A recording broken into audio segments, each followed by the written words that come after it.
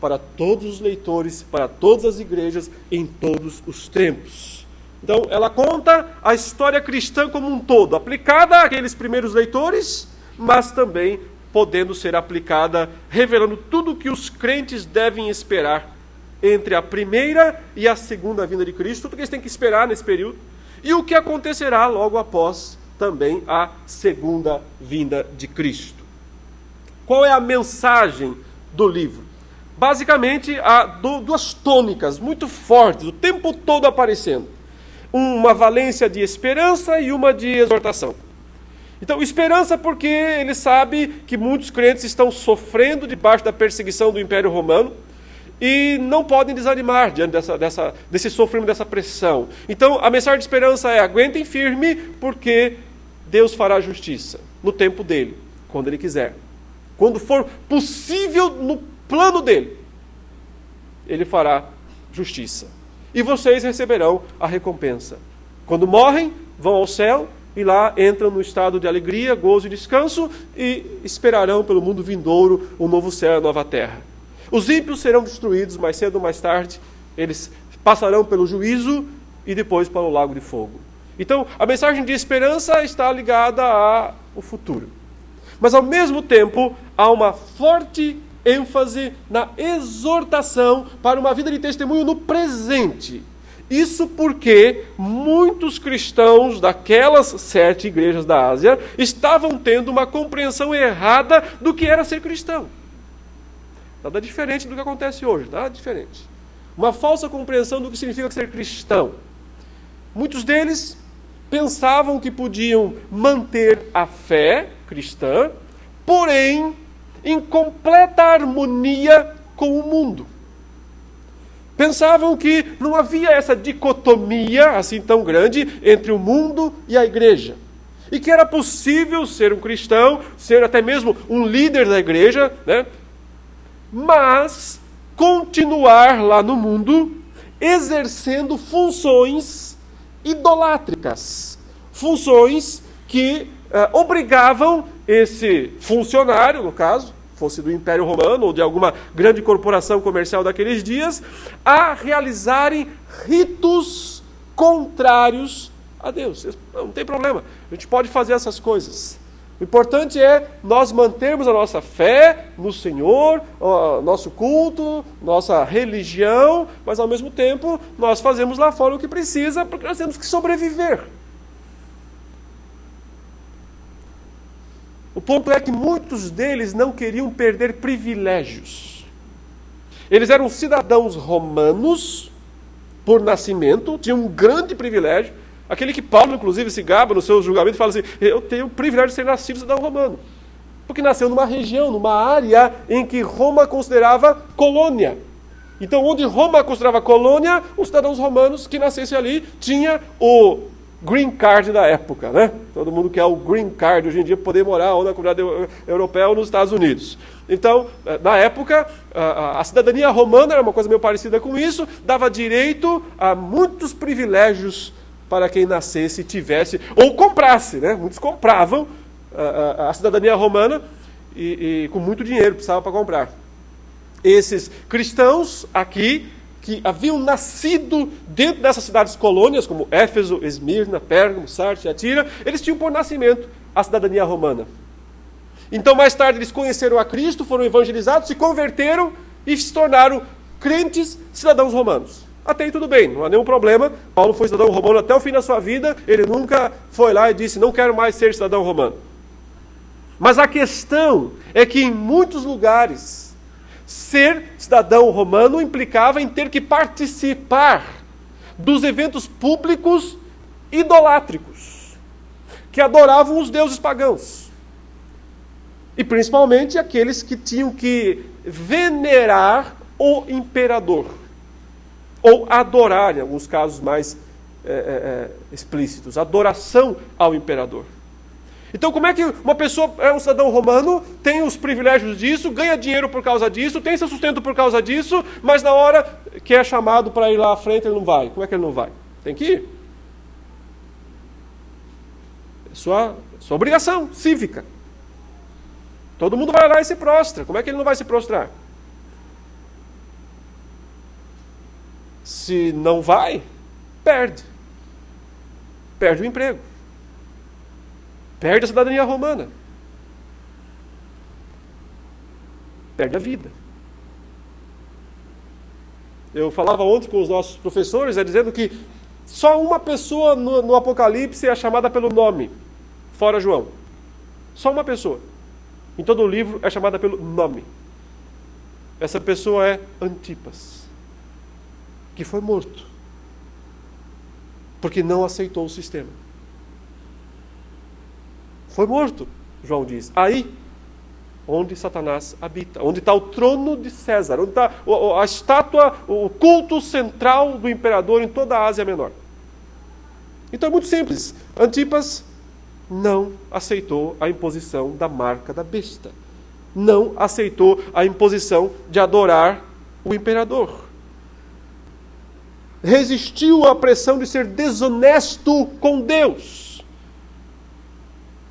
Perto dali, anos depois, um homem chamado Policarpo, em Esmirna, que é citado aqui, mas Policarpo não, porque alguns anos depois, no Apocalipse, passa pela mesma situação.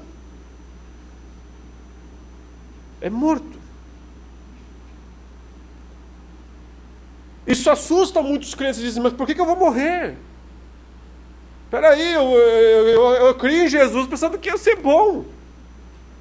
Pensando que ia ter grandes vantagens, grandes benefícios, que não é assim que o pessoal fala, venha e todos os seus problemas vão ser resolvidos. Eu estava pensando que ser um discípulo de Cristo era só ter o bem do bom e do melhor, e agora está me dizendo que eu tenho que morrer por ele. Já imaginou esse pessoal do evangelho atual da prosperidade, o dia que eles tiverem que passar pelo teste, pela prova? Eles vão dizer, não, peraí, o pastor disse que eu ia ter um iate. E agora eu vou ter que morrer por Cristo? Não, e os testemunhos não eram assim, ó, eu era pobre, eu era miserável, não tinha isso, não tinha aquilo, e agora eu tenho isso, tenho aquilo outro, tenho mais aquilo. Não é isso que eles pregam? E agora está me dizendo que eu preciso morrer por ele? O evangelho falso só fala em vantagens. Mas o evangelho de Cristo diz, tome a sua cruz e siga-me. Ele não diz, tome a sua BMW e siga-me, que eu estou na minha Mercedes. Tome a sua cruz e siga-me. E é evidente que se alguém puder ter uma BMW, puder ter uma Mercedes, isso não o tornará um anticristão. Desde que não faça disso a razão da sua esperança. Desde que não coloque na instabilidade das riquezas a sua esperança. Porque então sim será um anticristão. Se colocar nelas, na instabilidade delas, a sua fé, a sua esperança. Então uma exortação muito forte para os crentes. Sejam crentes de fato. Sejam crentes verdadeiros. Aguentem as perseguições. Aguentem o tranco. Se forem presos, não neguem. No ano 112, um cônsul, uma espécie de um prefeito de uma das cidades do império, escreveu para o imperador dizendo o seguinte, eu estou prendendo um monte de cristão aqui, e a maioria deles, quando eu aperto, eles negam. Triste. Muitos deles, no ano 112, 15 anos depois de João ter escrito o Apocalipse, muitos deles, quando eu aperto eles e digo, você não vai adorar a César, você vai morrer. Dizem, eu adoro o César agora mesmo. É para já, onde é que está essa estátua? Cristãos que viveram 60 anos depois de Cristo. E estavam negando a Cristo. Porque não queriam morrer. Porque não queriam perder seus bens. Porque não queriam perder o emprego. E João diz, estão recebendo carimbo na testa e na mão. O 666. A marca da besta. Servir a besta. Fazer o que ela quer. Adorá-la. É o que vocês estão fazendo. Por isso uma exortação muito firme é, aguentem. Resistam. Sejam fiéis. Sejam verdadeiros. Aconteça o que acontecer. Como João conta essa história? Então eu já disse, ele recebeu uma série de visões em Pátimos no dia do Senhor. Ele registrou essas visões do modo como elas lhe apareceram, e agora nós percebemos que essas visões recapitulam os mesmos eventos sistematicamente. Ele conta a mesma história, pelo menos a gente entende que ele conta 7 vezes essa mesma história. Uma grande história, que vai da primeira até a segunda vinda de Cristo, mostrando tudo o que a igreja tem que enfrentar durante essas 2 vindas, e a recompensa que ela experimentará depois, e a punição que os perversos enfrentarão depois. A mensagem central, os maiores destaques na história, tantas vezes recontada, vão para a vida e a morte de Jesus. É o Evangelho. Eu tenho para mim que nenhum livro da Bíblia consegue revelar a mensagem do Evangelho de maneira tão impactante quanto o Apocalipse. As pessoas leem o Apocalipse pensando em fazer a agenda para amanhã, para o futuro. E não percebem que a maior mensagem, o que o Apocalipse mais tem para nos dizer, não é o que vai acontecer depois, mas é o que Cristo já fez. É o que Cristo é. A mensagem central está lá no passado, na morte de Cristo, na sua ressurreição, na sua ascensão, e no fato dele ser, desde então, o Rei dos Reis e o Senhor dos Senhores. O fato dele, desde então, poder dizer: toda a autoridade me foi dada nos céus e na terra. Portanto, vão e façam a minha obra, porque eu tenho toda a autoridade nos céus e na terra. Essa é a mesma rotina que a igreja experimenta. Como Cristo, ela também passa pelos sofrimentos neste mundo. Isso é inevitável, porque é o caminho de Cristo. Primeiro o sofrimento, depois a glória. Primeiro a cruz, depois a coroa. O caminho da igreja é o mesmo de Cristo. Ela tem que passar pelos sofrimentos nesse mundo, para que então possa alcançar a vitória sobre todos os seus inimigos. Do mesmo modo que Jesus foi fiel no sofrimento, na sua vida de sofrimento, e por causa disso ele conquistou os céus e a terra, a igreja tem que trilhar o mesmo caminho da fidelidade em meio à dor, em meio ao sofrimento, para que desfrute igualmente do triunfo de Cristo. Essa é a grande mensagem do livro. E é o que Cristo disse. Por acaso o discípulo é maior do que o seu Senhor? Se o mundo me tratou desta maneira e eu sou o Senhor, como você acha que ele vai tratar você? Melhor? Você está acima de mim? É o discípulo maior do que o Senhor? Se me chamaram dessas coisas, se fizeram essas coisas comigo, o que você espera que farão com você? Se você for meu discípulo. E ser discípulo de Cristo é fazer, é seguir, é ter o mesmo comportamento dele. Fidelidade. Não espere aplausos do mundo. Espere vaias. Não espere troféus do mundo. Espere balas. Aquilo que Cristo teve, a igreja também precisa ter. E ao ter isso, desfruta também da vitória dele. A vitória pela cruz, que nos leva à glória. As 7 taças, meus irmãos, cada uma das partes do Apocalipse conta e reconta essa grande história, ok? Mas as 7 taças se focalizam num ponto específico dessa grande história: o juízo final. Elas são a resposta para aquele questionamento das almas do 5º selo, debaixo do altar, que clamaram a Deus dizendo: até quando? Soberano, justo Senhor, não julgas nem vingas o nosso sangue dos que habitam sobre a terra?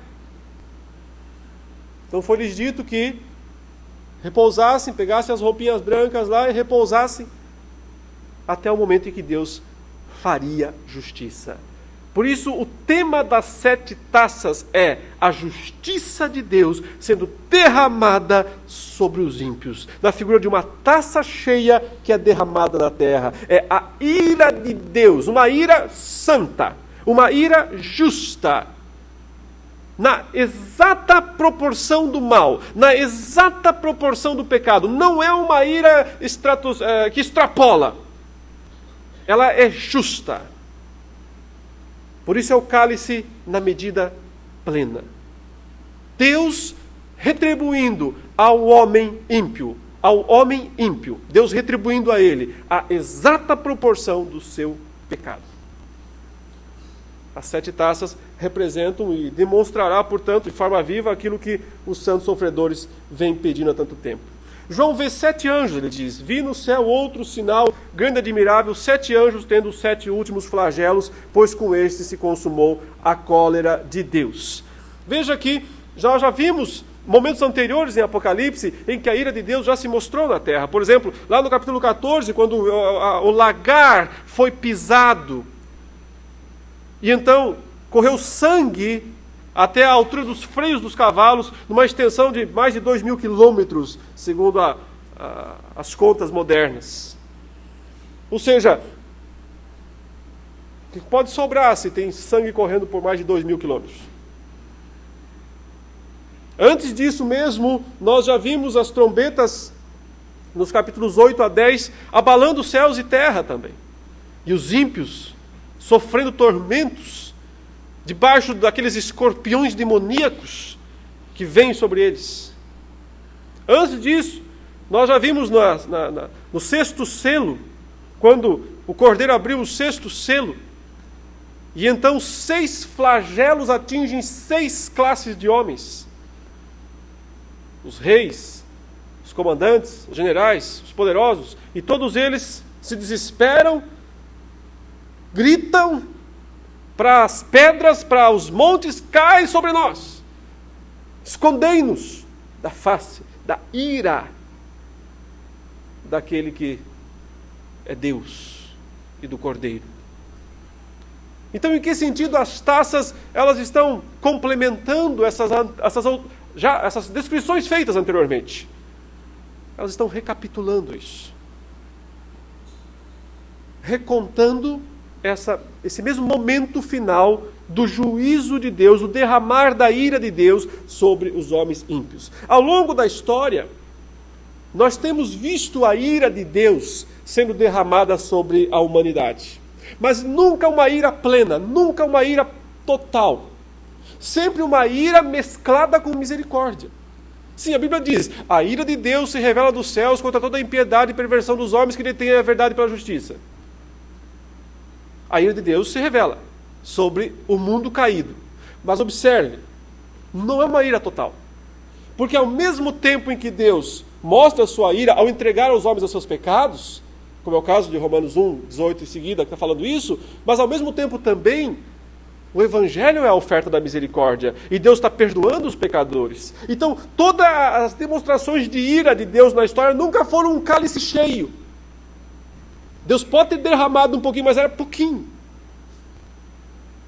Aqui, no tempo das taças, quando acontecer o julgamento final, não é mais ira mesclada com graça. Não é mais ira minimizada pela misericórdia, mas ira pura. Por isso que a expressão é o cálice da ira sem mistura. A figura é do vinho antigo, que era um vinho muito forte. E então se colocava um pouquinho de água, porque senão ficava muito forte tomar. Paulo manda a Timóteo, né? Por causa das tuas constantes enfermidades de estômago, não beba somente vinho, mas vinho misturado com água. Então, dá uma enfraquecida no vinho. A graça de Deus hoje é a água que enfraquece o vinho da ira dele. Por isso que ela não é pura sobre nós, até agora. A graça dele, a misericórdia dele continua a enfraquecer, mesmo contra os piores ímpios. Ainda há um enfraquecimento, uma diluição dessa intensidade da ira por causa da graça. Mas as 7 taças são sem mistura. Então, não tem mais graça diluindo a ira, não tem mais misericórdia diluindo a ira, é ira pura. Que é o que os ímpios beberão.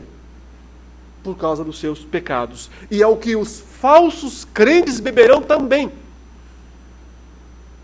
Porque estiveram enganando-se e sendo enganados dentro das igrejas, enquanto pensavam que podiam servir a Deus e Mamon.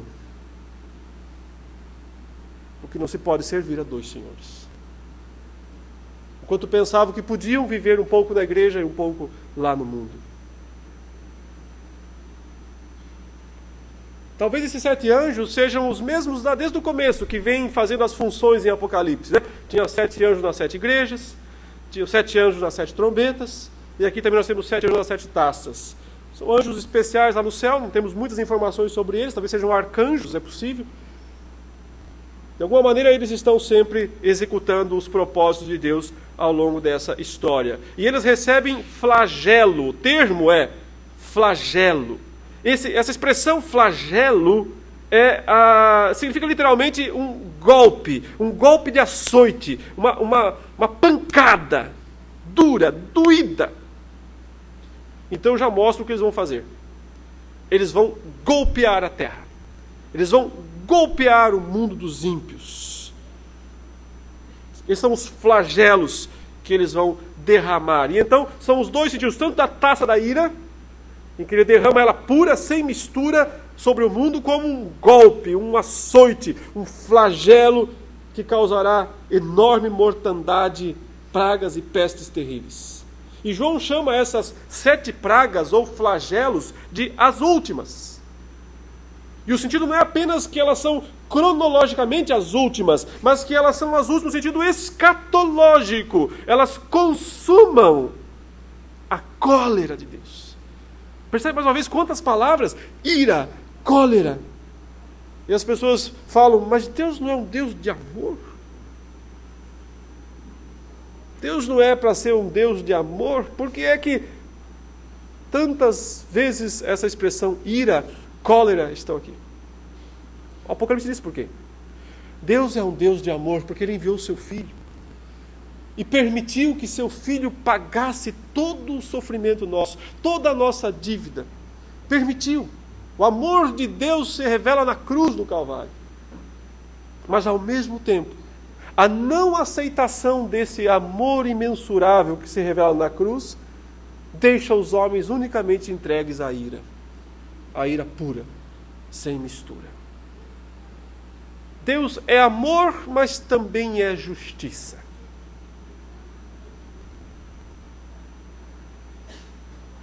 Ele não pode abrir mão da sua justiça meramente por amor.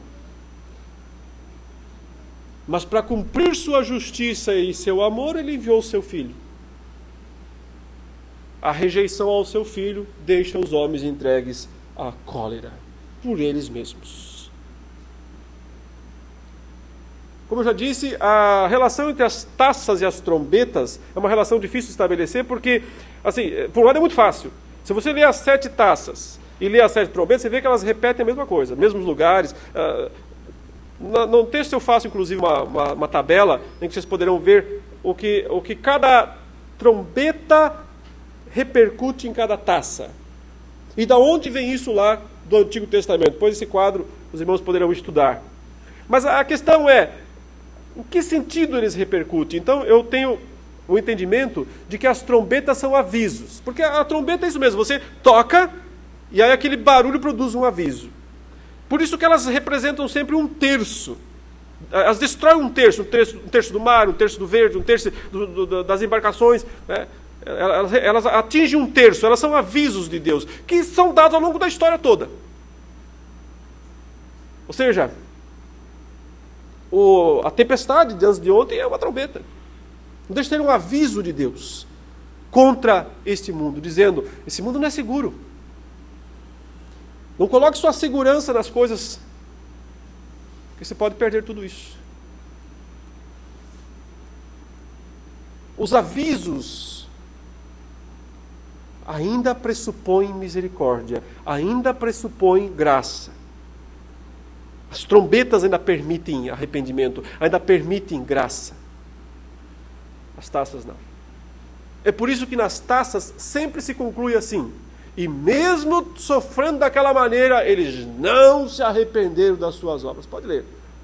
Deus derrama aquela taça, sofrimento que ninguém aguenta, e a conclusão é: e mesmo queimados pelo fogo do sol, blasfemaram de Deus e não se arrependeram das suas obras.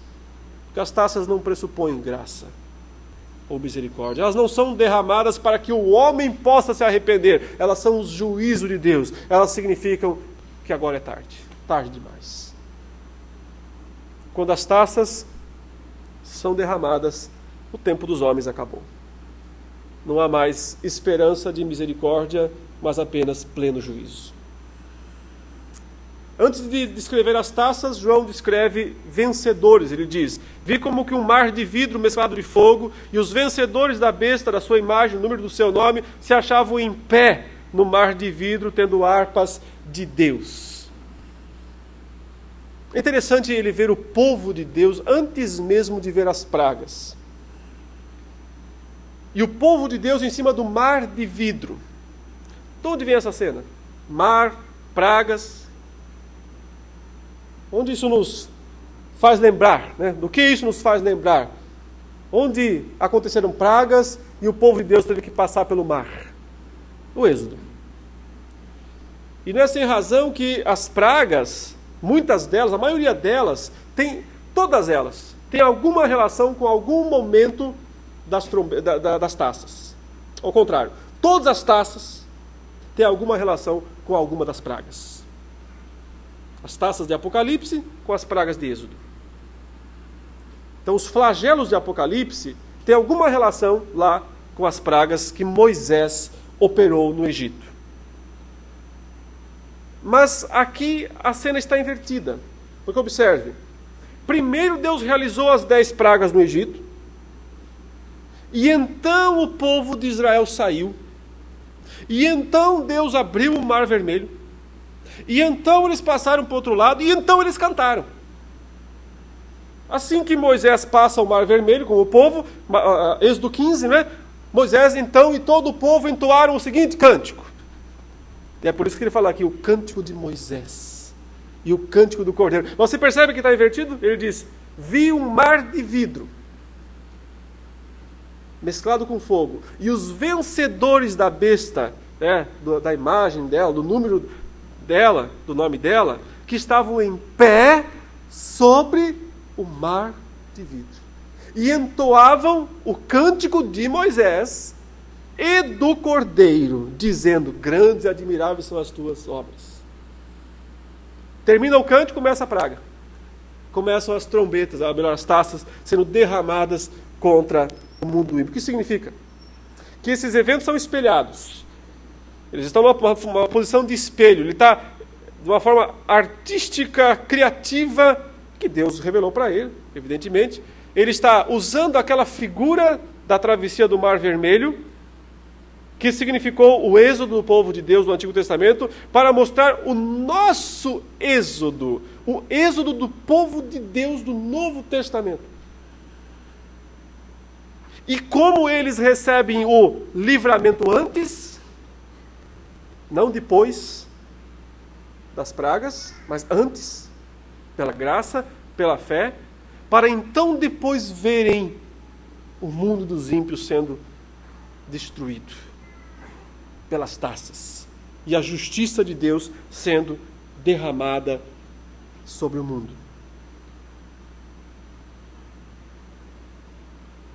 Essa figura do povo de Deus em cima do mar é emblemática. Vocês já viram nas lições várias vezes, o mar em Apocalipse representa o mal, os poderes malignos. É do mar que o dragão faz subir a besta. O simbolismo do mar, na literatura bíblica como um todo, é aquilo que não se pode controlar, aquilo que ameaça o povo de Deus. Por isso Cristo um dia andou sobre o mar, para mostrar aos seus discípulos quem ele era. Não um provedor pontual para pão, porque ele tinha multiplicado os pães há pouco, e por isso eles queriam coroá-lo rei. Esse não é o motivo para eu ser o rei. Mas andar sobre as águas, quando ele anda sobre as águas, eles o reconhecem como filho de Deus, o adoram e ele aceita. Ele não aceita a adoração lá atrás porque ele deu pão. Ele não aceita o reconhecimento lá atrás só porque deu pão. Mas ele aceita a adoração quando o reconhecem como filho de Deus, porque ele andou sobre as águas. Ele andou sobre as águas para mostrar que ele tem domínio sobre a queda, sobre o mal. Ele veio para subjugar os nossos inimigos. Ele veio para pisar o mal, pisar o dragão, pisar a serpente, esmagá-lo. É esse Messias que ele é, o que veio para resolver o problema da queda da humanidade. Esmagar o verdadeiro inimigo que é Satanás. Não a fome necessariamente, não a falta de pão. Mas o inimigo verdadeiro, que é Satanás. Esse ele esmaga, esse ele pisa. E agora, o povo dele está em pé num mar cristalizado. Qual é a cena? Qual é a figura? Tudo aquilo que outrora poderia causar espanto está dominado, absolutamente calmo, debaixo dos pés dos vencedores. Por que eles são vencedores? Porque eles estão acima do mar. Porque eles estão na mesma posição de Cristo, pisando o dragão, esmagando a cabeça da serpente. E esse dragão, esse mar, essa revolução, essa revolta toda, não pode mais atingi-los. Porque o poder de Cristo subjugou. A figura é grandiosa. Povo de Deus em cima do mar. Um mar coalhado, um mar cristalizado. Quando eles começam a cantar o cântico, nós identificamos a mesma figura que vem lá de Êxodo, no capítulo 15, quando Moisés também canta o cântico. Veja aí, a parte de baixo do slide. É o capítulo 15, versos 8 a 10. Com o resfolgar das tuas narinas, amontoaram-se as águas. É o cântico de Moisés. Moisés cantando lá depois que passou o Mar Vermelho. As correntes pararam em montão, os vagalhões coalharam-se. Essa expressão que Moisés usa no cântico. Coalharam-se no coração dos mar, ou no coração do mar. O inimigo dizia: perseguirei, alcançarei, repartirei os despojos. A minha alma se fartará deles, arrancarei a minha espada, e a minha mão os destruirá. Sopraste com o teu vento, e o mar os cobriu. Afundaram-se como chumbo em águas impetuosas. Esse cântico de Moisés, ele é resgatado aqui para dizer: o povo de Deus está sobre o mar, os inimigos estão embaixo, como chumbo no fundo do mar. Os inimigos estão derrotados. O mar está coalhado, o mar está cristalizado, o mar de cristal. É a plena vitória do povo de Deus, que foi conquistada por Cristo na cruz, e que ele compartilha com todos aqueles que nascem de novo e testemunham dele nessa geração. Por esse mesmo motivo, a passagem dos crentes pela tribulação no tempo presente assemelha-se ao êxodo do povo de Deus do Antigo Testamento. Em vários momentos, desde o capítulo 12, a trajetória do povo de Deus tem sido descrita como um novo êxodo. O que nos espera lá na frente? Canaã. O novo céu e a nova terra. Mas nossos inimigos já foram subjugados. Ainda aguardamos as taças, que devem ser derrubadas por Deus no tempo certo, na época certa. A estrutura do cântico eu não vou poder me deter muito aqui, mas está tudo escrito lá na apostila, vocês podem ler depois. Basicamente enfatiza 3 coisas: a grandeza de Deus através de suas obras, né? Grandes e admiráveis são as tuas obras, Senhor Deus Todo-Poderoso. A justiça e a santidade de todos os atos divinos. Só tu és santo, os teus atos de justiça fizeram manifestos. A soberania de Deus sobre as nações. Quem não temerá? Quem não glorificará o teu nome? Por isso as nações virão e se prostrarão diante de ti. Ou seja, o propósito de Deus pela aliança que ele estabeleceu no Antigo Testamento com Abraão, de ser o Deus de Abraão e dos seus filhos, e de formar nações que o adorariam e que seriam abençoadas por ele. Por isso o Apocalipse fala que de todas as tribos, raças, línguas e nações flui o povo de Deus, os remidos pelo Cordeiro. Nações não no sentido de que um dia as nações terrenas aqui vão adorá-lo. Essas nações serão destruídas por ele, não é delas que ele tirará culto no futuro. Essas nações serão pisadas no lagar do vinho, do furor, da ira do Deus Todo-Poderoso. Mas nações que vêm adorar são povos, pessoas de todas as tribos, raças, línguas e nações. Porque o plano de Deus é perfeito. Guardemos esses ensinamentos, portanto. Essa mensagem poderosa que o livro do Apocalipse tem para nos mostrar. Uma mensagem de esperança. Porque Cristo já pisou a cabeça da serpente. O acusador está emudecido. O enganador das nações está quebrado no seu poder, na sua força.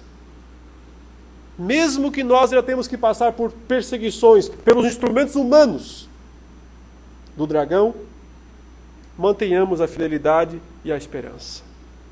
Mas, se você está vivendo uma vida descuidada, despreocupada, sem verdadeiro testemunho, sem verdadeira fidelidade perante o mundo, receba então a exortação do Apocalipse. Ela diz: arrependa-se, vê, pois, onde caíste, arrepende-te, volta à prática das primeiras obras. Ao mesmo tempo em que há esperança, há também exortação. Que Deus nos ajude.